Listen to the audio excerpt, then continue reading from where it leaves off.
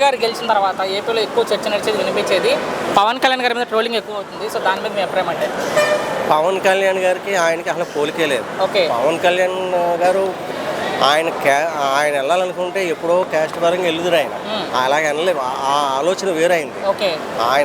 ఆయనకి ఒక కమ్యూనిటీ అంటూ ఏం లేదు.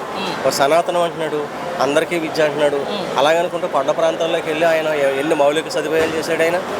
ఆయనకి అసలు పోలికే లేదు. కానీ వైసీపీ సోషల్ మీడియా ప్రధానంగా నిన్న మొన్నటి నుంచి ఆయన సింగిల్ గా పోటీ చేయాలి ఎక్కువ దాని గురించి మనం ఎక్కువ మాట్లాడకూడదండి, అనవసరం. ముందు పెట్టింది మాజీ మంత్రి అంబటి రాంబాబు గారు ఎంకిపల్లి సుబ్బిచావకి వచ్చిందని చెప్పి ఆయన ట్వీట్ పెట్టాడు.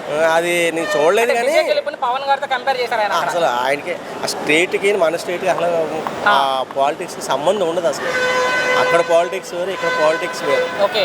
కానీ దేశంలో ఏం జరిగినా పవన్ కళ్యాణ్ మెడకో కాలుకో చుట్టే వాళ్ళకి ఏం చెప్తారు? అది ఒక విధంగా ఆయన చూసి భయపడుతున్నారు అనుకోవాలి. అంతే అంతే. ఒకవేళ ఇదంతా ఒత్తిడి ఎక్కువ ఆయన ఒకవేళ బయటకు వచ్చి నిజంగా బయటకు వచ్చి జనసేన ఒంటరిగా పోటీ చేస్తే చేయడు ఆయన. చేయడు అనుకో. ఆయన అయితే చెప్పాడు 15 ఏళ్ళు. ఒకవేళ కాదు, 2 వేళ లేదు, అంతే 3 వేళ లేదు, అంతే చేయడు కొంటూ. ఆయనకి కావాల్సింది ఏంటంటే ఫస్ట్ స్టేట్ డెవలప్ అవ్వాలి. కానీ రచ్చగొట్టే వాళ్ళు ఎక్కువ ఉన్నారు కదా. ఆయన ఏదో అన్నాడు, ఏనుగు వెళ్తుండే ఏవో చేస్తాయన్నాడు ఆయన. అది ఏనుగు ఏం చేస్తే ఆకు ఊపుకుంటూ వెళ్ళిపోతాను అంతే. ఇంకా అంతే. దీని గురించి చివరిగా సార్ పవన్ కళ్యాణ్ గారిని ట్రోల్ చేసే వాళ్ళకి ఏం చెప్తారు ఒక్క మాటలో? అంతవరకు మనం ఎందుకులే కానీ అది కుడి చేత్తో వింటూ ఎడం చేత్తో వదిలేయడం అంతే.